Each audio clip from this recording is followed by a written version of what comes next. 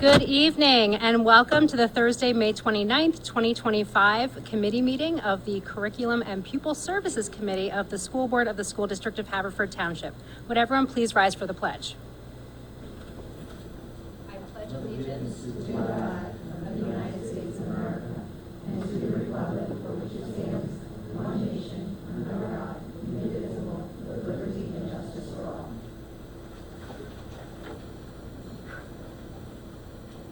And I will turn things over now to Ms. Jen Sachs, our Assistant Superintendent. Great. Thank you so much, Dr. Anderson.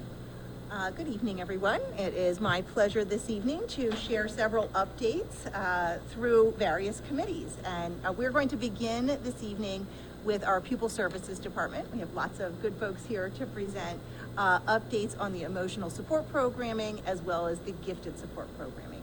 So we'll begin with our Gifted Education Program Review Board update, and I will introduce Dr. David Parker to get the ball rolling.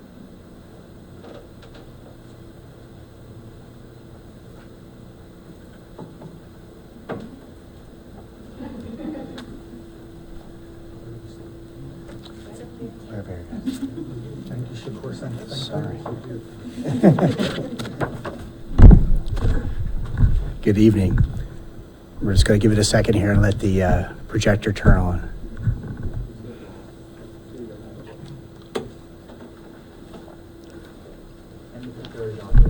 Yes, thank you. All right. Good evening, and thank you to the board for the opportunity to provide an update on our K-12 gifted education program. I'm pleased to share highlights of the work we've done over the past year, and I'm joined tonight by three of our dedicated seminar teachers who will co-present portions of this update. They are Ms. Butler from Manoa Elementary, Ms. Ardeline from Linwood Elementary, and Dr. Finn from Haverford Middle School. The district partnered with the Chester County Intermediate Unit during the 2022-23 school year to conduct a comprehensive review of our gifted education program, also known locally as the seminar program. This review was grounded in Chapter 16 regulations and examined four critical areas: screening and identification, program design and delivery, professional development, and communication. In 2023-24, we formed a K-12 interdisciplinary committee to begin addressing key recommendations. This year, the seminar team continued that work by targeting the remaining recommendations to ensure full regulatory alignment and support of our district's vision for gifted education. At this time, I'll turn it over to Ms. Butler to review the four recommendations that guide our focus in 2024-25. Thank you. Hi, everyone. Our team prioritized four different areas this year. We looked at enhancing GWR and GIEP documents to emphasize specially designed instruction. We considered the development of a district-wide acceleration policy. We worked on creating clear reevaluation procedures aligned with Chapter 16, and we worked on expanding communication around our gifted programming for all stakeholders. I'll begin by sharing our work on the GWR and GIEP documents. To strengthen alignment with Chapter 16, we reframed GIP goals to focus on measurable student-specific outcomes. We revised the GWR template to require clear documentation of a student's need for specially designed instruction. And finally, we embedded stronger connections between PLEPs, student strengths and interests, and instructional planning to ensure coherence across the GIP. I'll now turn it over to Ms. Ardeline to discuss our work around acceleration. Good evening, everybody. Our team explored the possibility of a K-12 subject-specific acceleration policy. We've begun gathering data and input to evaluate whether this recommendation aligns with Haverford's values and student needs at this time. This is an ongoing area of study for us, so no formal recommendations are being made at this time, but I will also speak to our reevaluation procedures. We're developing reevaluation procedures consistent with Chapter 16, Section 22, and these include structured timelines to ensure continued eligibility, targeted reevaluations at key transition areas such as 5th grade and 8th grade, and updated data reviews to incorporate academic performance, student voice, and instructional need. Next, I'll turn it over to Dr. Finn, and he's going to share how we've enhanced communication. Hello. Just wanted to say what an honor it is to be teaching in this district for so long. It's just been a wonderful experience for me and continues to be so. So we updated the district website to include accessible information on how to be identified, programming, and compliance. We also created messaging for the principal newsletters to improve parent communication and awareness of what's going on at each building. And we also are starting to develop guidance materials to support school teams and respond to questions just about the gifted program, screening, and evaluation. Looking ahead, we are implementing and monitoring the revised GWR and GIEP documents. We're expanding outreach with updated communication tools. We're also evaluating whether a formal acceleration policy aligns with the district needs at this time. And we'll continue the rollout and review of prior initiatives, including universal screening, program design updates, and ongoing staff training. All right, I'll turn it back to Dr. Parker. Before we conclude, I want to publicly recognize the outstanding dedication of our seminar team members. Their commitment to excellence in gifted education has been evident in every aspect of this year's work. I am deeply grateful for their leadership, collaboration, and thoughtful contributions they have made throughout the process to strengthen and advance our program for our students. Thank you again for your time and attention this evening. And at this point, I'd be happy to answer any questions the board may have. I have one quick question. Can you explain a little bit more what I know you're still exploring it, but what an acceleration policy would be? Like that would be for all students regardless of whether they have a gifted IEP or not? That's a great question, and that's actually one of the starting points, because when we looked and canvassed, surveyed other districts in the area, in the region, some policy examples were for all students, whether you were identified under Chapter 16 or not. Other policies were more specific to students who are identified, under Chapter 16. The wording that you have, it could be like subject by subject. So someone could be, like a student could be really phenomenal in math, but not overall that they would get a gifted IEP, but really need that extra acceleration in math. Is Potentially. That, okay. Yes, you're interpreting it correctly. Okay. And I know you're in the exploration point. What are you thinking kind of trajectory for like when there might be some proposals for a policy around that?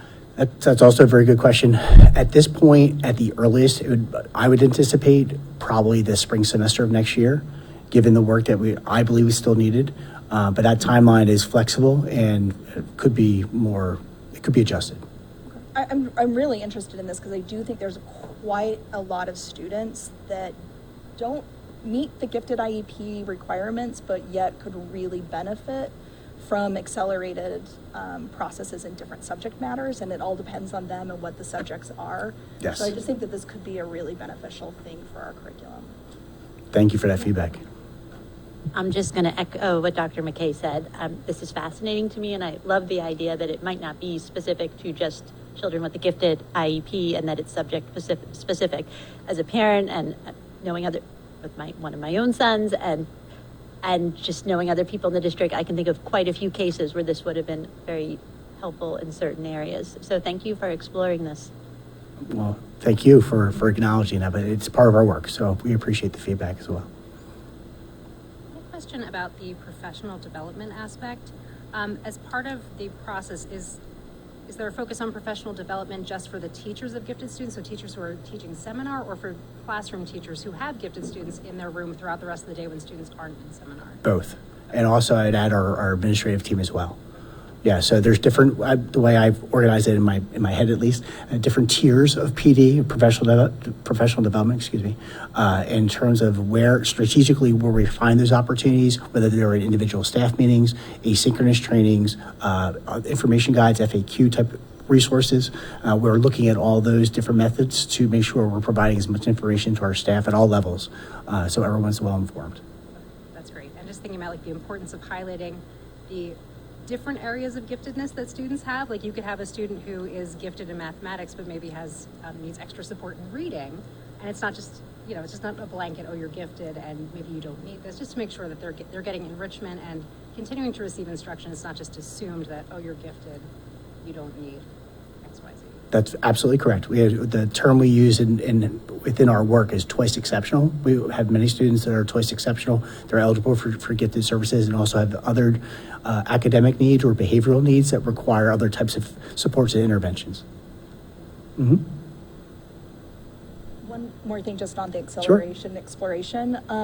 Given that we're currently in a curriculum that uses leveling, to potentially explore what that looks like for students who aren't in the highest level, but could benefit from acceleration in the level that they're in, right? So that we're not only considering it for students who are at the highest level, that there are these acceleration opportunities when students need that extra, depending on where they're at. So just to include that in your exploration. Absolutely, and just to affirm or reassure you if that's necessary, the term we'll apply in our work is curriculum compacting, and we do have situations where in some of our buildings right now, 7 schools, where there are individual students who are receiving some degree, some level of curriculum compacting because it's the need they have where they are in their development.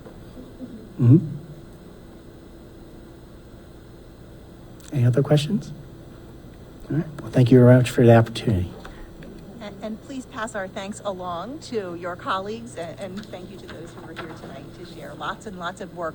And this is over 2 years, and it continues. So we appreciate your dedication to following through on all those recommendations as well. Thank you. We will extend that. Thank you. Right. Okay, keeping with the theme of pupil services, up next we will hear from about our emotional support programming and the review that was undertaken and some of the work that's already begun. We're going to have Mrs. Shakura Monroe and Mrs. Nicole Dolsky, who are going to be sharing information about that with us.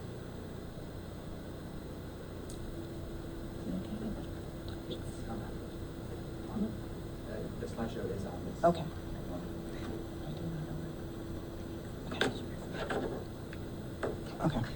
Okay, good evening. We are here this evening to present the results of the district-wide emotional support program audit and plan of action developed by the Emotional Support Review Committee. So, emotional support for the district. The emotional support program supports students with IEPs who demonstrate social, emotional, and/or behavioral challenges that hinder their academic progress and/or daily functioning.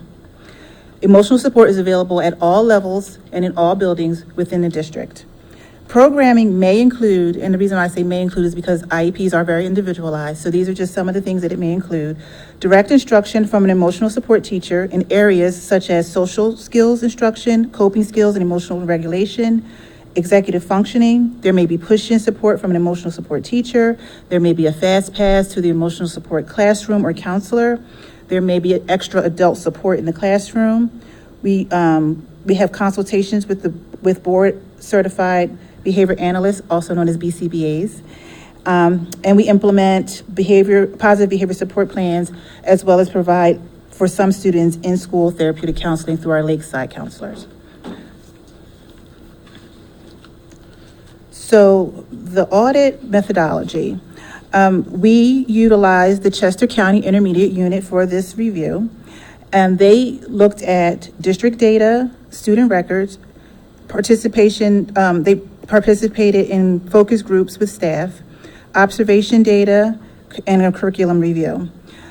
While the audit was completed in May of 2024, our review began early this school year, and we needed time to review the information prior to presenting.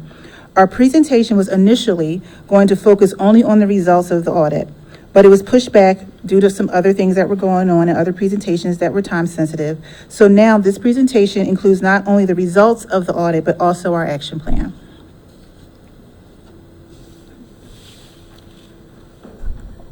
Through the audit, several strengths of our emotional support program were identified.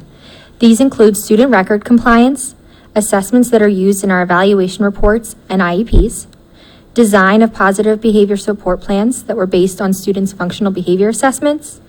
All of our caseloads were under the state regulations. We enhanced staffing supports at the elementary and secondary levels. We utilize proactive approaches to student behavior, and we offer an integration of specialized services.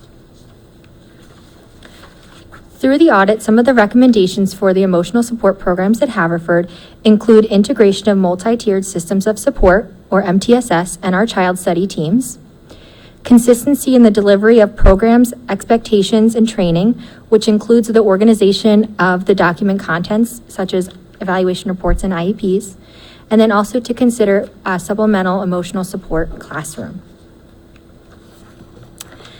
After the audit, we established a committee to create an action plan. We immediately addressed the recommendations for the organization of content within student documents. We created a plan for integration of MTSS and CST along with the curriculum department. We created clear procedures and consistency to improve program delivery, and this continues to be an ongoing effort. We researched the appropriateness of what the Chester County Intermediate Unit called a supplemental classroom, and we looked at some more age-appropriate curriculum resources for coping and social skills instruction at both the elementary and secondary levels.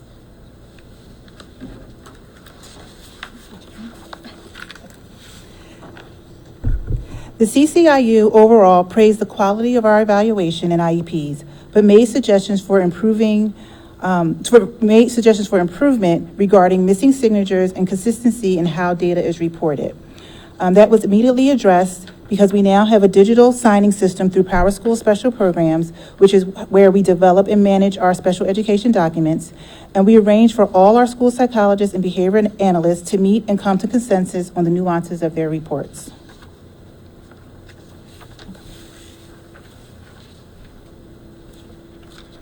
At the elementary level, we reviewed the integration recommendation of MTSS and CST. Our processes continue to be student-centered and inclusive of teachers and team members sharing their thoughts and data collection with students. MTSS and CST are both interventions or pre-referral strategies before students receive special education supports and services. Although it was not a recommendation in the review, our internal team is continuing to look at pre-referral strategies at the elementary and secondary levels. The next area identified in the audit was to create clear procedures and consistency to improve program delivery. We are continuing to update our standard operating procedures that are shared with all staff members. We'd like to continue to add some professional development for many stakeholders next year, including special education teachers, general education teachers, and instructional assistants. Some of the highlights include training on the hidden disability provided by our board-certified behavior analysts to all of our teachers. We'd like to implement some professional development around communicating with parents to help students grow and establish deeper connections with families to support student behavior, as well as continuing to build relationships with our students. Okay, so one of the main recommendations from the CCIU was what would be described as a supplemental self-contained emotional support classroom. So supplemental refers to special education supports and services provided by special education personnel for more than 20% but less than 80% of the school day. Self-contained refers to a classroom where students would remain in the emotional support room the majority of the day and receive both academic instruction and emotional behavioral support. It would be considered a replacement program. We weighed the pros and cons of this type of classroom and came to the conclusion that it does not quite align with our district values. We feel our students would be better served with a supplemental level of support, allowing them to be supported in the general education classroom with additional emotional supports while not having them excluded for the majority of the day. In addition, at this time, we do not have numbers that would support this type of programming without having to have students move from their home school. One of the ways that we feel we can improve the consistency and quality of services across the district is through the use of appropriate social-emotional curriculum. On the secondary level, we reviewed and demoed 4 different curriculum resources, which are listed here. Positive Actions is currently used, but it is not well received by our secondary level students. The ES teams wanted more age-appropriate curriculum with both paper, pencil, and digital options. Changing Perspectives has less data available regarding its effectiveness and is not aligned with the district's current social-emotional learning curriculum and practices. Second Step has been used in the past, but we wanted to explore the updates to the program. However, it has limited lessons available, and the high school program is not aligned with the district's current social-emotional learning curriculum and practices. Therefore, that leaves us with Wayfinder. Wayfinder is highlighted because the committee determined that it would be the best choice for our middle and high school students. Wayfinder is a structured and research-backed approach to social-emotional learning. It's used in various school districts, which are listed there, and it has relevant topics for preteens and teens, and is noted to be the most effective for older students. The program has a progress monitoring component. Similar to the process conducted at the secondary level, the elementary emotional support audit team reviewed 3 curriculum resources: Wayfinder, AIM, and We Thinkers. And based on what the staff already have and resources that they feel they needed to support our students, the team would like to recommend AIM and We Thinkers. AIM supports students with internalizing needs, and We Thinkers supports our youngest students in kindergarten and second grade in preparing them for understanding the hidden social rules and navigating a classroom environment. These materials are pencil paper based, they have physical books and activities, and include a lot of back and forth conversation and role play between the teacher and the students.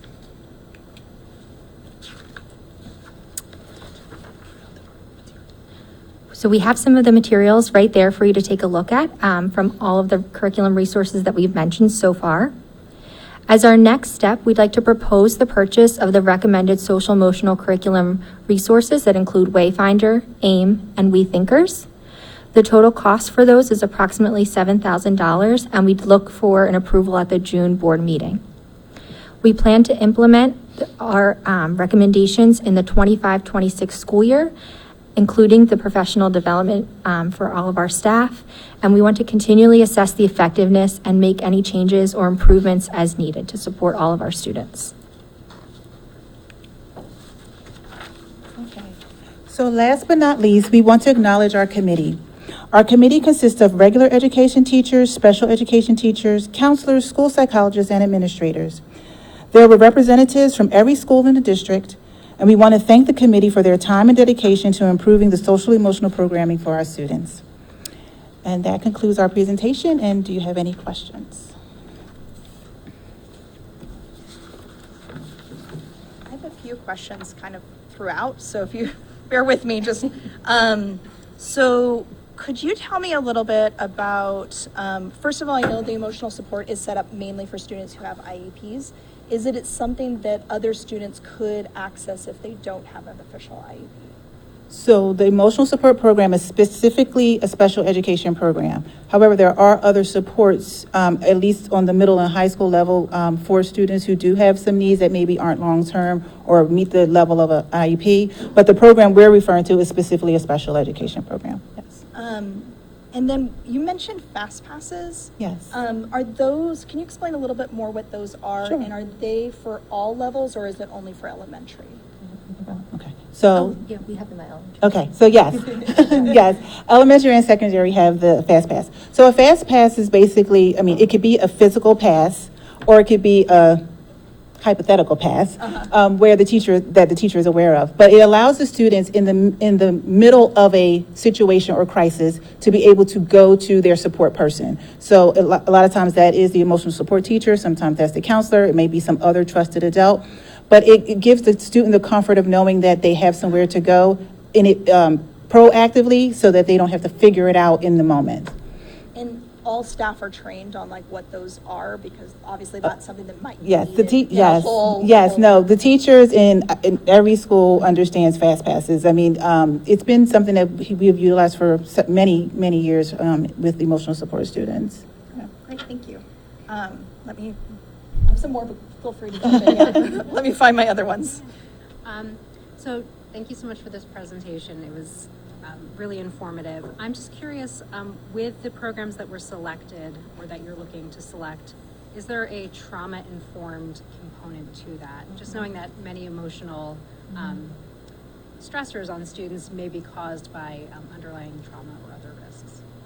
So there are some I don't know if they actually call them trauma-informed, but there are lessons built in regarding some, I guess, post-traumatic stress type factors, which could be related to like trauma. But we really utilize more of our individual counseling for that. So that's what our Lakeside counselors usually address. So if we know of a student who has some trauma or needs that type of intervention, that's usually what we would recommend for them. So the curriculum itself, though, doesn't come from a trauma-informed perspective, because it can be a perspective as well. It's not like being trained in it, but it's Right. more like making sure that that's included in it. I don't have that information firsthand, and I don't want to assume, but I definitely could look into it to see if that is like what it's, based on. Yeah, absolutely. Oh, okay. Speak loud.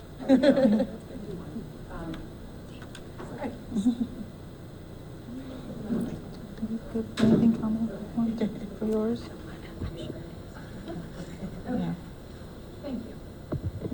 I just wanted to comment that our staff are trauma-informed. They go through trauma-informed training. So in addition to the different programs that we're looking at, all of our staff go through that training, and Lakeside has provided that for us. Yeah, I guess I'm surprised to Dr. Larson's question that these curriculum don't explicitly say that they're written from that perspective, especially for emotional support. So that's, for me, that's a little bit of a red flag of the programs if they're not already talking about that as being something that's incorporated in the curriculum. I just have one other question. Yeah, please. And then just curious, looking at the committee, looks like a very comprehensive review committee here. Were there any parents involved in the process? It looked like there were student surveys, but were family surveys? The CCIU did not include that. A lot of our program reviews are really compliance-based, and so when the CCIU comes out, they're looking for special ed specifically. It's a little different than a curriculum review. They're looking at very much compliance, which is not something that parents would typically have comments on because it's within the documentation and the curriculum.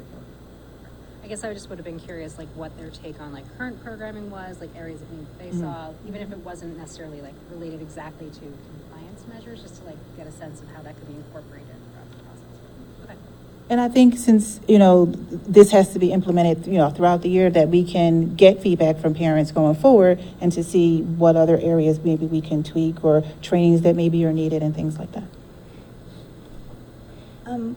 Going off of just Dr. Larson's question again about trauma-informed, I'm curious, so it's Wayfinder, AIM, and We Thinkers that you're looking to incorporate, and so before kind of coming back next week, maybe if you could just find out if there is any kind of perspective or what kinds of approaches they have. In addition to that, I appreciate that Wayfinder includes being more appropriate for preteens and teens, right?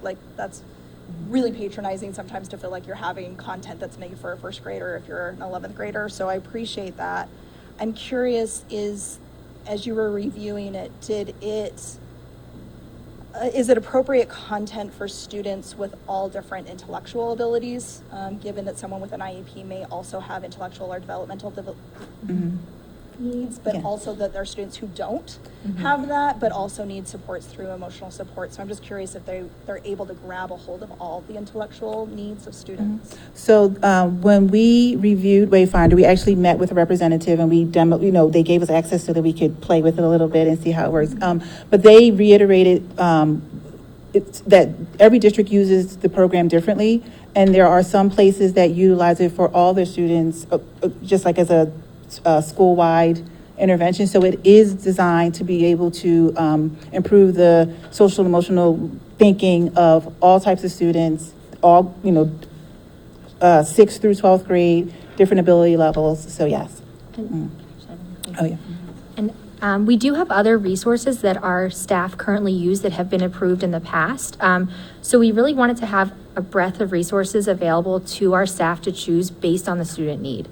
So we do have other resources that have been previously approved that they do use and will continue to use based on the student profile and the student need. But like I said, we did have some new needs and new student needs that we really wanted to target with intervention and different programming. So now they can kind of add these to their toolkit and have, like I said, a breadth of resources to pull from based on student need, based on IEP goals, and make it really individualized for the student. And Wayfinder is an annual subscription. What about AIM and WeThinkers? Is that an annual cost? No, they're like a book that you purchase one time. And then some of our board certified behavior analysts are going to use some of their CEU hours to do ongoing professional development with AIM so that they can help support the emotional support teachers in implementing it with some of the behavior plans that they write for students. So our elementary schools don't need some kind of an online subscription at this point in time? No, for either of those two resources, there isn't. There's another program we use, I'm forgetting the name of it right now, that is an online program, and that's already been, part of our budget for the next year purchased. But these are new resources to be considered to add to what they already have. Great, thank you. Yeah. So both. I'm sorry. I'm sorry. I just have a real quick question. Could you go to the targeted curriculum for elementary for a quick second, that slide? Mm-hmm. I'm just wondering, so AIM and we think it would be available, I assume, at all the elementary schools? Yes. Also, I'm just curious. I see for We Thinkers, looks like something was cut off there, the first cell. I'm just curious. Target skills that are taught in the SEL curriculum, but more in-depth and... Oh, I think that "and" is probably a mistake. Yeah. Just wanted to make sure that I wasn't missing anything. Okay. Thanks. Mm-hmm. Okay, I have a question just under, for the, what's this called? The Wayfinder. So this is for middle school, it says, some of the activities 6th through 9th. Am I understanding this correctly? This is something that, knowing the structure of our middle school, that there is no weekly, like in elementary, we have the weekly guidance period, and they have the longer homeroom. Is this something that's just done guidance counselors when they're pulling, how is this going to be incorporated? This is for the emotional support program. Yeah. Mm-hmm. So just to give you a picture of what that would look like. So students who have IEPs, who have emotional support in their IEP, have classes scheduled where they learn coping skills or social skills. So now they're going to utilize that curriculum during those class periods specifically to implement some of these activities and discussions. So it's built into their schedule. If it's middle school, they have certain periods in their day, or their week, I should say, where they go to this class. And then in the high school, there's block scheduling. So they may have their support class every other day during a certain block, and that's when it would be implemented. Does that? That makes sense. Mm-hmm. Thank you. Yeah. I wasn't, thank you. You're welcome.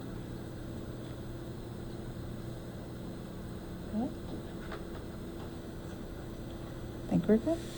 Well, many thanks to you both and to the whole team. And we will look forward to just a follow-up on looking at the Trauma-informed care. Yes. Of those. Thank you. Thank you. Very much to everyone for all the work that has been engaged in to identify these resources. And I just wanted to note that the June 26th board meeting was the board meeting we planned to bring it to, so there's plenty of time between now and then to get information.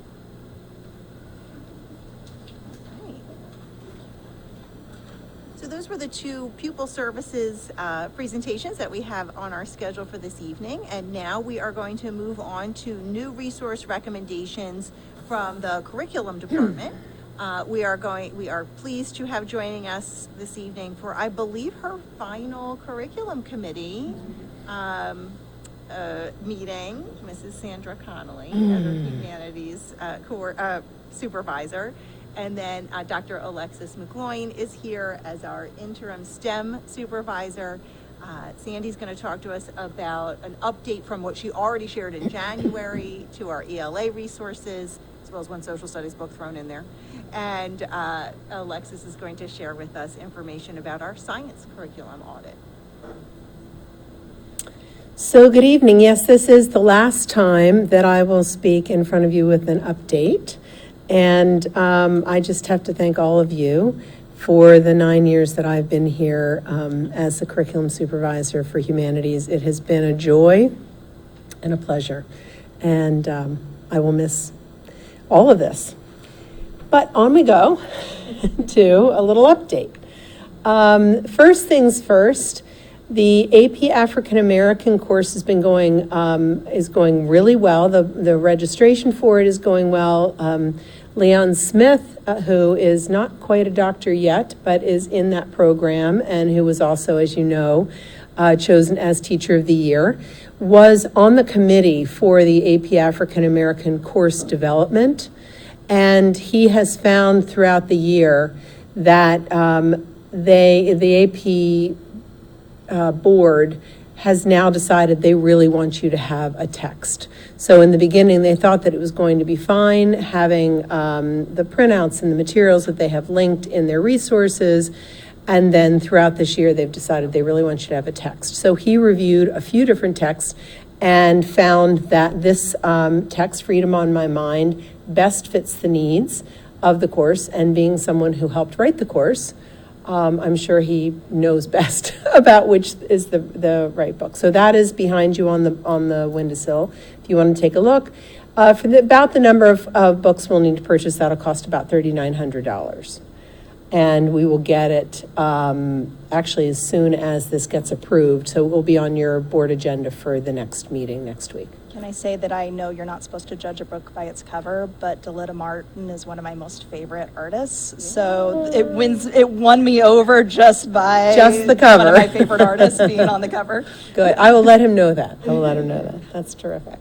So that's all I have for you for social studies tonight. Question. Yes. $3,900 per student or No, course? total. Yeah. No. The numbers I'm going to talk about are pretty minor in the big scheme of things. Now I want to jump into an English language arts curriculum update and let you know where we are. And to begin with, I'd like to begin by explaining a new part of the curriculum development process. So you know we have a curriculum cycle. And in the development process, which comes after the audit, we are using the Understanding by Design curriculum framework, which was originally designed by the researchers Grant Wiggins and Jay McTighe. You probably have heard of them. All our English and English language arts teachers have become very familiar with this template and this framework and its components. And throughout the framework, you'll see descriptions about what goes in each box. And this is only the first of 3 slides that has the framework in it. And many of those also have links to explain what's happening in those different boxes. So, can I just, for clarification, sure. Is this for at all levels they use this This framework? is at all levels. Okay, at all levels for every unit. For every unit is what they're doing, and in elementary for every module. So as they developed the new curriculum and they reviewed past curriculum and decided what they're going to be using going forward, they completed these various sections. So now I'm on the second set, or the second slide that is showing this. And let me just go back and show you on the first one what it includes. It not only includes the standards, which are under the established goals, but are the transfer goals. So what do you expect this unit, or maybe the whole course, is going to transfer? 2 or 3 things that will transfer to the next grade level. What are we hoping, that the students will learn from this? And then this specific understandings, the essential questions. This part of the framework gets into the evidence and the evaluation criteria, how they'll be measured. Eventually, the MAC assignments and performance tasks will be included in here, and we're hoping to get in the first year 1, and in the second year maybe we'll get a second one in there. And I'll tell you a little bit about that more in a second. And in addition, then some summative assessments, and then other evidence, and then as you continue on, not just their key learnings, but like the major activities. Is there going to be a Socratic seminar or debate? So those kinds of things would be listed there. In the elementary goals, or elementary activities, they may talk about a turn and talk or a fishbowl or something. And then identifying the vocabulary. And what's interesting about the vocabulary is when we did our audit, it was recognized that we teach vocabulary and that we were using a vocabulary resource, Membean, but we had not written down in our last curriculum what were the words we were explicitly teaching. So in these documents, they are identifying what are the specific vocabulary words they are going to explicitly teach for this text or in this unit, and they'll be listed there. And then underneath, how are we differentiating for the struggling learners? How are we differentiating for the high achieving learners? They're supposed to list all that too. It is comprehensive. So they've really learned how to complete the various sections and to reflect what they've been doing, what they want to revise. And you can see it's a very comprehensive curriculum document that will help new teachers have a guide for the curriculum, but also veteran teachers to sort of stay true to what they plan to do. As other content areas go through their curriculum development, they'll also be using this framework. So it will be a series of years until all of the frameworks are written. And then they're actually also being kept in a shared drive that is now the SDHT curriculum drive on, our Google Haverford drive. So when I leave, it doesn't leave with me. They're there. It's safe. So it's, as you can see, there's a lot in these documents. So now going to the new text proposals, and then I'm going to tell you how many of those documents they actually completed or are completing. They're in the middle of them still. We have 2 new text proposals. In middle school, 8th grade has decided that they wanted to replace Tuesdays with Maury with a book called Discovering Westmore, which is by Westmore. And this is a great book that, like every book, I always read whatever the titles are. These are the only 2 new books that we are adding to the 2 that were presented in January. The teachers for Discovering Westmore in 8th grade, they think that the students are really going to be engaged with this young adult version of Westmore's story. The adult version of that is called The Other Westmore, and we're not reading that. We're reading this one, Discovering Westmore. The high school text, Ender's Game, is in addition to the texts that were presented January 16th, and that day you saw a whole lot of text. This book will be added to the new course, Visions of the Future, and the cost for the high school books, including, and in fact the middle school book as well, all the secondary texts together are going to be about $35,000, and that's included in our budget. So it's not going, I'm not going to come back and ask for more money to buy more books. This is part of what we're including in our budget. When you bring it to the full board, will you give us just the total of how many new books that includes? How many totals of books? Sure. Yeah, just sure. so that we have a sense of how many new books there are. Yes. Because on this slide, it seems like it's just for 2 books, and I know it's not just for 2 books. Yeah. So just no, understand. exactly. Yeah. And remembering that there are 6 new courses. So each course has, depending on the course, some of them are using, like Heroes and Rebels, are using books that we have used in the past. Like Hamlet and the Odyssey and things like that. And then one of them is short stories, and none of those, it doesn't include any books because they're all paper, but we'll be happy to bring that back to you. We're excited to report that high school scheduling has begun, and all the new proposed high school 11th and 12th grade courses will be able to run because we have students have taken advantage of them and are really excited about these new courses. So we have enough signed up for each of them. The only other update to what was shared in January is that after careful consideration of the standards, the planned course revisions, and the resources already available, the writers of the 10th grade curriculum have decided not to include To Kill a Mockingbird as a core text at this time. However, it remains on the approved book list, and it's available in all of our libraries. There were several factors that led to this decision. The team was willing to consider its inclusion, and therefore, we shared their intention to do so in January. In addition to receiving some very helpful feedback from board members and some clarifying questions, the team considered what preparation, training, and resources might be needed to make this addition to the course. They weighed that carefully with what's already in the course and the magnitude of curriculum writing that was occurring for the creation of the other new courses. They determined that the standards and the important themes could be taught using their current text with smaller alterations for the course. So that is where we are on the update. And then I wanted to share with you what they have been developing. At the high school, those Understanding by Design frameworks that I showed you, they are developing and have almost completed 48 of those documents. It's an enormous undertaking. And that is across the 4 grade levels and across those 6 new courses. Each of the 6 new courses has 4 units. So there are many being developed across that. And, here you go. There are 14 new high school texts being proposed. So that's how many books are being purchased with about the $38,000.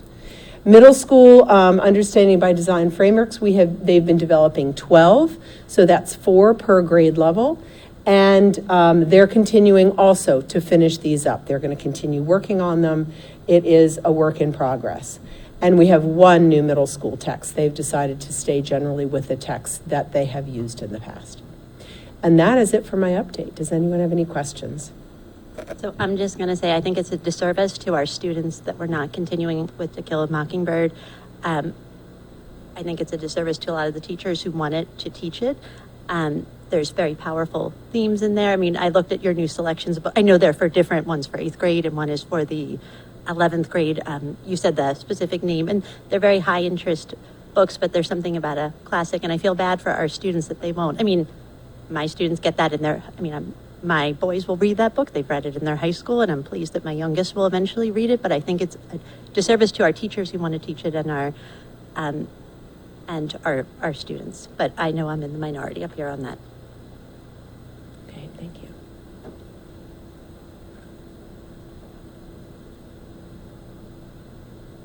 Can we, obviously you don't have it tonight, but can we have a breakdown for the 35,000?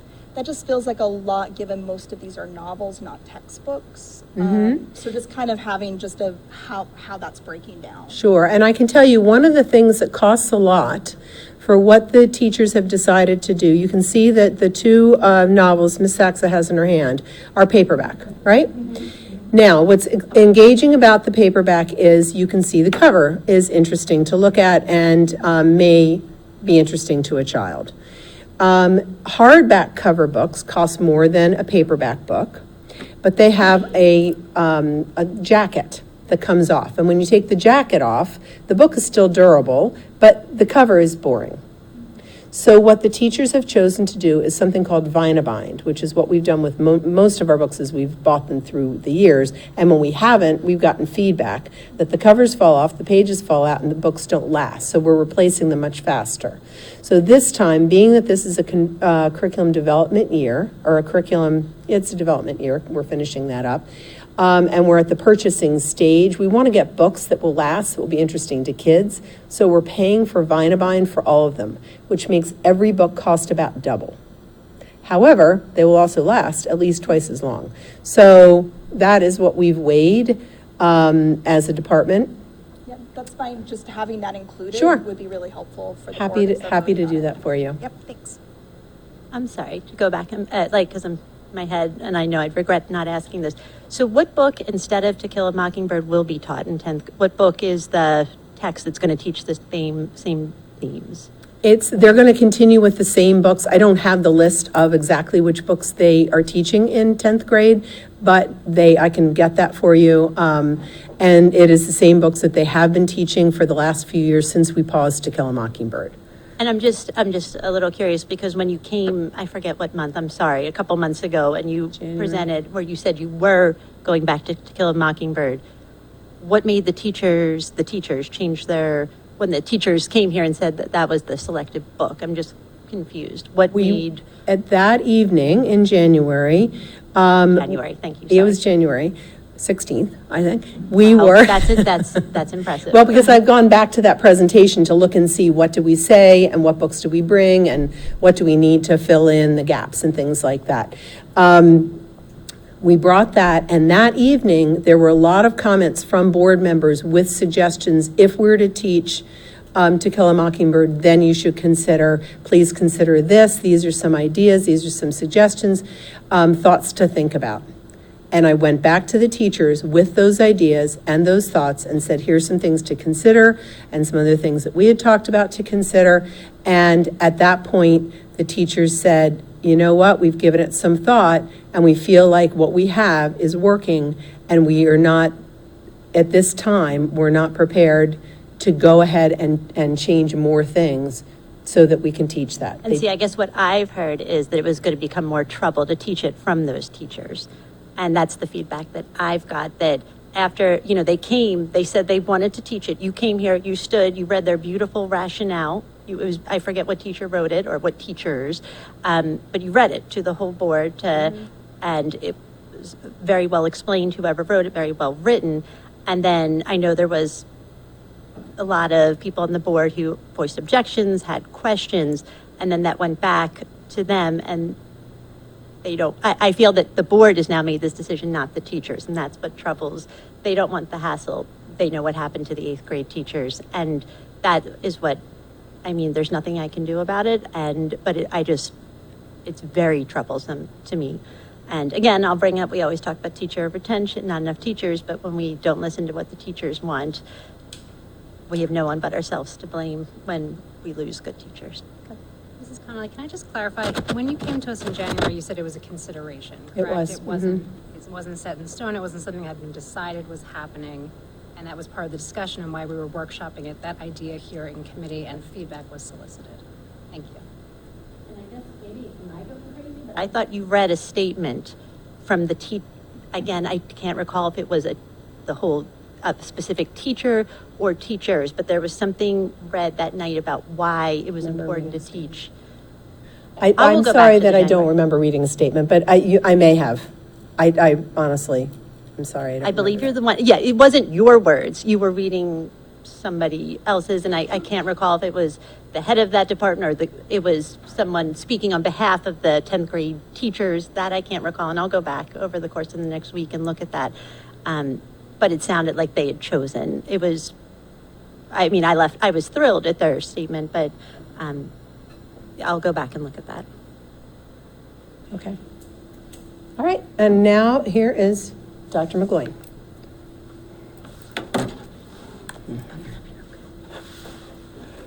Hello, it's nice to meet everybody. I've had the pleasure of taking over since Jeff Nesbitt's retirement and picking up the science audit, which has been really fun, honestly. I was a chemistry teacher all the way back in the day, so revisiting that has been a lot of fun with the teachers here, who are tremendous, by the way.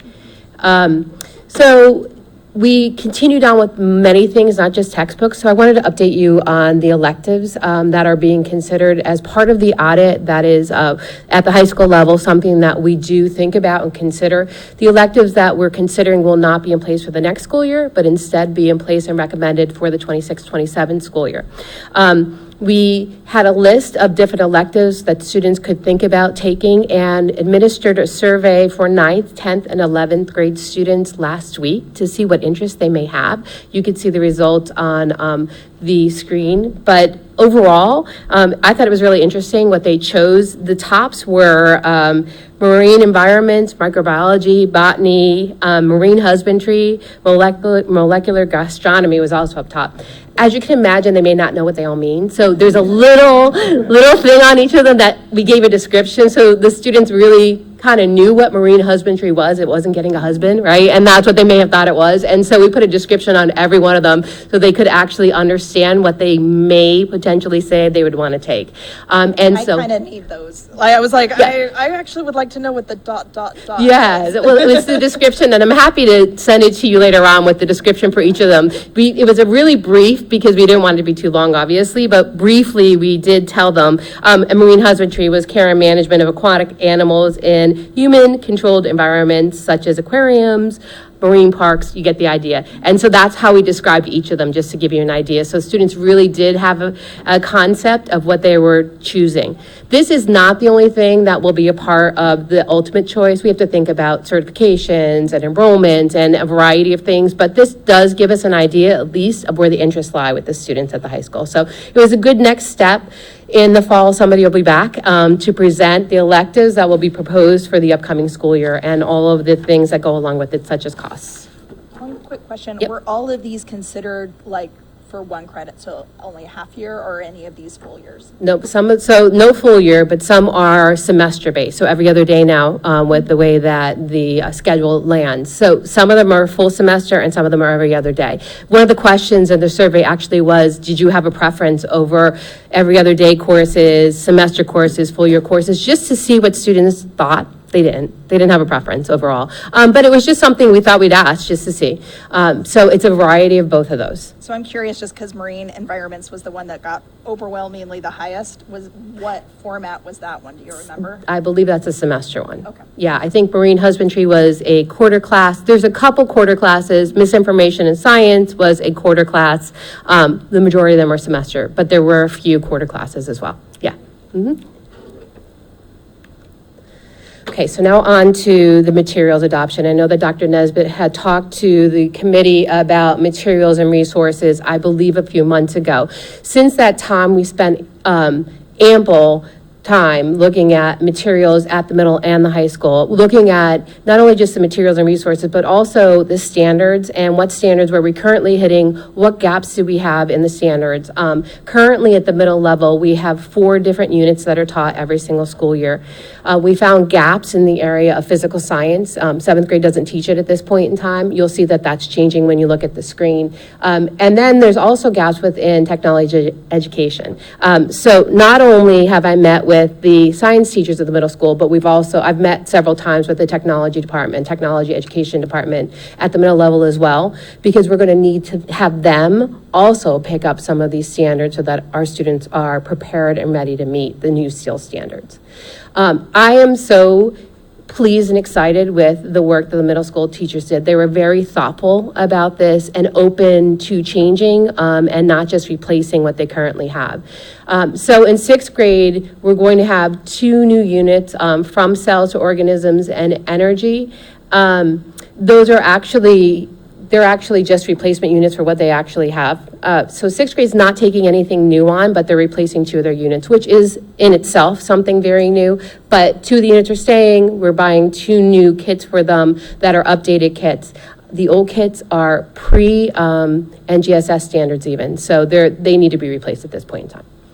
In 7th grade, there's 1 new kit coming in, and that is Fields and Interactions. We're also replacing and updating the Ecology and Evolution kits. So there'll be 3 new kits that are coming into 7th grade. 1 is totally brand new, the Fields Interactions, and that's a physical science kit. In 8th grade, there's 2 new kits coming in, and we're replacing 2 kits. And so the chemical reactions and the chemistry materials are actually brand new kits that they have not taught in the past. We do have a chemistry unit, but it does not align with the SEAL standards, and it's a district-created unit. Force and motion will replace the physics unit that exists right now, and then reproduction is just a replacement for the current kit that exists.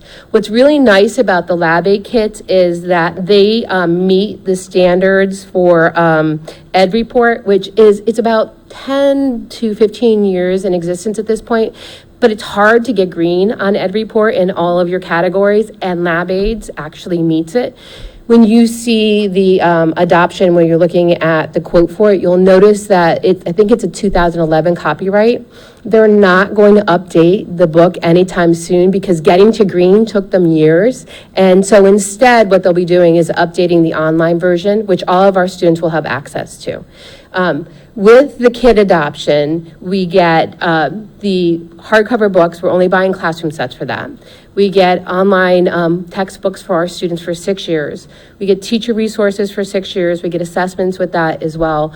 It actually integrates with Canvas directly, which we don't have at this point in time. Teachers are very excited about this. And there's going to be single sign-on for our students as well to the resources. So it is really an upgrade from what we currently have. I believe all of the kits we have, even if we're not purchasing new ones, will be part of the whole what we're able to get to for all of our students. So it's a win as far as I'm concerned. So that's the middle school. Yep. I'm sorry. Yep. I believe the copyright might be 2021. Yeah, I think, what did I say? 2011. No, 2021, 2021. sorry. Okay. All right. No. I would have never, ever said yes to that.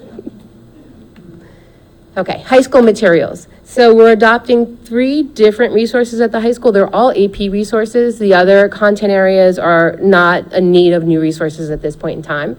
AP Chemistry is the first book that you'll see over there. That's actually the same textbook we have, but the newer version of it for our AP classes. AP Biology is an OpenStax biology textbook, so it's an open education resource, and so it's free. But what we do is we download all of the materials and resources for it. So I printed out something just for you to be able to see what it is. And then AP Environmental is the 3rd textbook. That's actually the most costly at $40,000. It's because we have so many students that actually take AP Environmental. There's over 200 students enrolled next year at this point in time. And so that's why you see that cost factor. We're buying classroom sets when we're purchasing for all of the classrooms, and then we're buying online digital subscriptions for 6 years for the 2 books for every single student. And so we'll have the text for students that need it in the classroom, and then we'll have the digital subscription as well. They integrate into Canvas, and so it really is an upgrade for our AP textbooks that we have at the high school level. And so the investment for the high school is $58,496. That, I think, is pretty dead on. I have quotes for all of that. The middle school resources are more expensive, as you can imagine, when you think about how many new kits I spoke about. Remember, textbooks are with that as well. That number I'm working on to come down, so I'm anticipating when the board meets that it won't be $368,000. I don't know how much less, but I'm right now arguing with the company to get them to come down, because I always feel like there's some latitude, and so I'm working on that for you. And so you could see the investment at the middle school is $257,459 at this point in time. And we'll see where that lands when we get to the board meeting. I was talking to them today about it again, just trying to see what we could whittle away on it. So I know you already said this, Yep. but my brain retains information slowly. How long is this material good for then? I know you just said it, but if you would mind repeating. So the high school books and the online subscriptions are 6 years. The middle school it's a variety of things. So there's a kit that comes with it, and then the kit has replacement pieces to it. So if you think of like it's the same thing as an elementary school kit, right? We get the kit. Some things we don't need to replace because they're not replaceable, but a percentage of whatever's in the kit we end up replacing on a yearly basis. The book itself, and then we have a 6-year online subscription for this too. So the subscription aligns with the curriculum cycle. So it's 6 years for that. We're anticipating 6 years, we might need to do this same investment again, or if we utilize the same textbook, it might just be the online aspect. Yeah, I would say possibly we would replace some of the materials. Remember, we're not replacing every single one of the units, right? And so we may need to go back to the ones that we're not replacing this year, but probably not in 6 years. We'll say, again, we need to replace everything. I don't know, though. Something could change, like something could happen with the standards. You know, there's always variables with it. What we would need to do is purchase the online subscription, and that happens, right? So typically you see a 6 years license, and then when it's up, we might say we want another year, we want another 2 years, we want another 6 years. It just really depends on what's happening at that point in time. And I'll just interject that around 10 years ago, when we last did a science audit, we did not spend as much updating because the standards hadn't changed yet. So now that the standards have officially been adopted, we had to do a much bigger revamp. So I would not imagine a similar size investment in the very next cycle. Maybe 2 cycles from now, though. No, because by then, the materials are older. And I appreciate that you are trying to get these costs down and get more favorable pricing. I will share a trick that I recently learned, if calling around to other districts who are using these materials and seeing what they paid, and then going back to the vendor with that can be productive. I like that. I'll try that for sure. I'm on the shipping and handling piece right now, which, you know, they always bump up. And so we'll see. We'll see where I land. So our total investment for the science materials is $368,428, and I know that's an exact number. I anticipate that coming down a little bit. It is in the budget for the upcoming school year. All of this is. So finalizing our implementation timeline, we're going to ask for approval from the board in June for all of the textbooks that we spoke to you about tonight, including all those science kits and textbooks. This summer, we'll be distributing materials. We're trying to have some materials available for teachers in June so we can start working on our curriculum and our units. And so all of that will happen in the summer, the distribution of it all, with the texts and the kits available at the beginning of the school year. And then in the summer and in the fall, we'll begin the curriculum writing. So the UBD framework that you saw spoken about prior to my talk is going to be done this summer. We're going to start it at least. In June, we're actually starting some of the work, and then I anticipate some happening in July and August. It will not be completed by the beginning of the school year, but the intent is to have the beginning units to be completed prior to the beginning of the school year, and then our staff will continue to write curriculum throughout the school year. We'll also have training for our new materials and resources at the beginning of the school year, and then probably again throughout the school year. Included in that training will be training on the new STEEL standards as well. So it's not just about the materials and resources. Really, that change to phenomenon-based learning, cross-cutting concepts, 3D learning is going to be our focus. And that, if you're looking at the books, you could see it integrated throughout, right? Hopefully you see the phenomenon usually as your starting point, and they all have the cross-cutting concepts and where does it hit, all in those materials and resources. We want the teachers to truly understand that as they're instructing our students as well. Questions? No, I just want to thank you as well as the ELA program. I know how much work curriculum review is and how much work curriculum development is. So I just really appreciate the dedication both areas have put into this. One quick question that's probably for you is, it's June, so is it going to be next week's or is it going to be the end of June to have these come? We specifically didn't put the date on there in case there were questions or anything to workshop from here that we needed to prepare. We like to give it 2 meetings for discussion, and then the only thing is we're trying to get the materials in, and you have to like get the order in so we can get the materials in. So to be announced. To be announced. Okay. If it's okay, and I will talk with Dr. Larson after this, if it's okay, maybe we will at least bring it to June 5th, and then if there are questions we still haven't answered by then, we could certainly delay it after that. Sorry for my long answer to your short question. No, great. I just had an accessibility question. First off, thank you. This was very comprehensive. Really appreciate the review, or the overview. For our students who are diverse learners, or students who are multilingual learners, are there different supports built in so that they can have equitable access to science content? Yes. So I didn't show you, but there's science versions that we have access to, Spanish versions we have access to, not every language, but the most prominent language at least. And accessibility, it is built in, yes. Okay. Yeah. Because Spanish language can be good if the student has literacy and an academic background in that language, but since we don't offer a dual language program, I would just caution against handing students Spanish materials when they may or may not be able to actually access that. But yeah, just like any sorts of scaffolds or approaches that are taken, just making sure, again, that our students with diverse learning needs can access these higher level courses. And the nice part about the curriculum writing as well, if you looked at the template, it talks about how do we extend and then also how do we scaffold for students. And so that'll be thoughtfully done throughout, but the materials and resources also speak to how does that happen. Yeah. Yes, making sure those are amplified during the writing process. And I think it's also a good note for why the online access is so important, because it oftentimes is the place that we access that diverse learning opportunities. Right, yeah.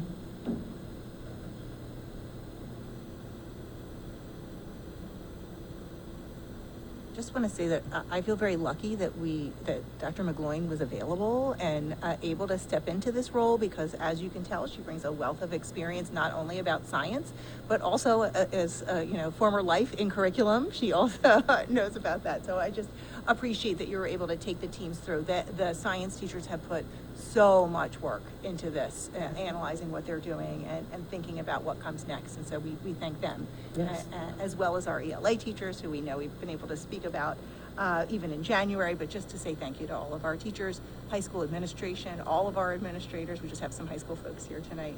All work very hard on determining what's working and then determining what we're going to do next. So thank you. Thank you. Mrs. Connolly, we wish you the best in your retirement. Thank you for all the expertise that you've offered the district over these many years, and we appreciate you, and again, many happy days in retirement. So the last item I have on the agenda before public comment is just like literally an information item. We had mentioned at the last curriculum and pupil services meeting that the elementary principals and teachers have been investigating some possibilities of changes to how students are grouped in 4th and 5th grade English language arts. And so we've taken the questions that have been posed by the board as well, in that meeting, and then otherwise we've gathered more feedback, more input from more stakeholders, and continued the discussion about what that could look like and what it would need. And the principals will be back along with some teachers June 5th. We're going to be very busy June 5th meeting, but they'll be back June 5th to share a brief presentation on what they've done and what they're intending to do moving forward. I just wanted to make sure everybody had that information in case they were interested in watching that presentation. Thank you so much, Mrs. Saxa. We're going to move now to the public comment section of this evening. If anyone would like to address the board, you may come to the podium now. Please state your name, confirm your residency, and you will have 3 minutes to address the board. No one wants to come up and do a second round? No. Okay. All right, seeing none, then I will adjourn the meeting for the evening. Have a good night, everyone.